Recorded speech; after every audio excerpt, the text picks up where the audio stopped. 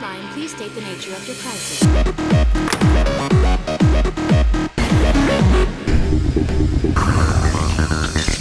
Hey guys, welcome back to the Hero Factory Nostalgia Reviews. This week we're taking a look at our first medium-sized villain of the Brain Attack wave, Ogrum. So let's get into him here with the packaging. This is the medium-sized packaging, so it's a little bit bigger. We have the standard Hero Factory design on the front. Comes with a brain, 600 points. Could you try again? Literally, are you kidding me? You need to shut up. Nope. She said nope. Alright, so we have the combination model between this guy and Breeze on the back here. My camera would focus, thank you. 600 points towards the game, and an advertisement, a little side note of the brain here. That's kind of all for that. Quick look at the instruction booklet here, it's pretty folded up. The comic book, the little comic here, the comic strip, was included. This was the one with the first wave of Brain Attack sets that came out. I believe these dropped in December of 2012, so a little bit before they were supposed to come out, or advertised to come out, but they hit those Toys R Us shelves pretty early. So then you have these 600 points for the game. You have the combination, that thing. Advertising for the game here, which of course with every single one of these, they never change the time on that, but it does say 4:20 a.m. And a peculiar thing to note is that with this first wave of Brain Attack sets, they didn't want you to know what it looks like, so they put this question mark there. But if you've watched my Wave 2 reviews, which has been a few of those out already, they do show you what this looks like, so you can check those out. Or, they put this stuff all over the internet too, so you can probably just look it up if you really want to see it. But the main thing to take away is that it was 4:20 a.m. When that advertisement was taken. That's when they wanted to show you.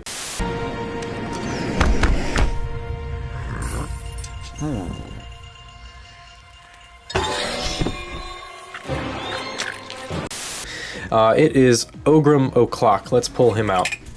This is Ogrum. This is the Brain Attack villain that was kind of pinned against Breeze in the advertising and probably in the TV special. I haven't seen it in a while. This is it. He's an ogre. He's a big old giant ogre. There's a few cool things about this guy, and I'll point them out right away. First of all, I love the jungle overgrowth aesthetic they went for here. You have these vine pieces growing out of his legs, and they used them for this kind of like grappling claw hand paw thing here. I only wish they would have maybe filled out the entire paw thing and put another one on the clip at the end here. But that's neither here nor there, it just looks kind of awkward. And then of course they keep an open ball joint here. If you're having fun with it, you could probably put stuff there. You can switch this around, which is kind of nice, because it kind of looks like he's holding this mace, which is I think the point, but it's pretty cool. The mace is just on a loose chain here, so you can swing it around as you like. Cool design, I think it fits with the jungle aesthetic. We have these brown foot claw pieces. These were introduced in the first generation of Bionicle. I don't know if they ever got them in brown though until this point, so maybe those were new. The one thing I really do love about this set is the return of Metro Green, which I don't think it had been used in Hero Factory up until this point. And I know it's kind of dark, so I'll hold it up in the light here, but you do get a torso chest piece, like a classic Hero Factory 2.0 one, in Metro Green here, along with some size 3 armor shells, so that's kind of nice. And then the mask here is also Metro Green color, which is great. As always with these Brain Attack villains, I like to show you guys the brains just because they are one of my favorite parts of this entire wave. This time you're going to get one in bright green, which you might think we've already seen this one before on Scarox, but Scarox's was dark green, so this is now the, sorry, this is annoying the literal heck out of me. I'm going to take that off now. So now we get this in green, the light green, which is cool. And then, as always, with these Brain Attack villain helmets or face masks, shell parts, they are very cool, and I'm sure a lot of Machas have found use for them. I personally just think that it's a little lacking here because they needed to put the brain as the upper part of the head. So these are ending up, they end up looking like half face shells. But I do like when they add like the little holes to put like tusks in there or like mandibles or whatever. That's always a cool design choice. It adds a little accent to the face too, which I think otherwise, if I were to take these out, I'm just ripping this thing apart. But if I were to take these out, this thing just looks a little unfinished. Like it looks like when those leaked pictures get released and it has like preliminary over the top and everything looks unfinished.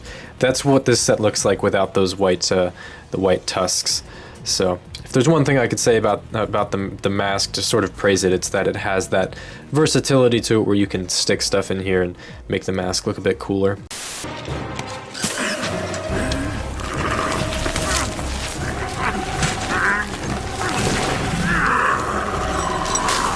I also do like getting these paw pieces in brown. I don't know if those had been there before.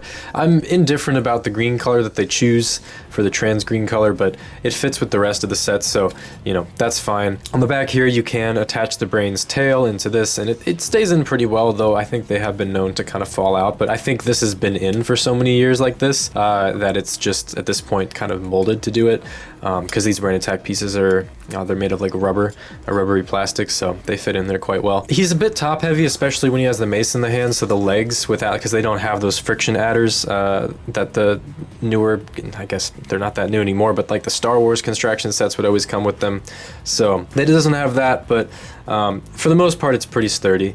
You get, you know, the chest add-ons, you get gunmetal. I think overall it's a very balanced set. Like, it looks good. It's just not one of my favorites because although I like the addition of brown, green has never been one of my favorite color sets in Hero Factory, and although I think they do this one pretty well compared to some other green sets, he does look very jungly and beastly and ogre-ish. You know what, guys? This is Shrek. This is Lego Shrek. This is a Lego Hero Factory Shrek. He just took some ketamine, and now he looks like this. But this is Shrek.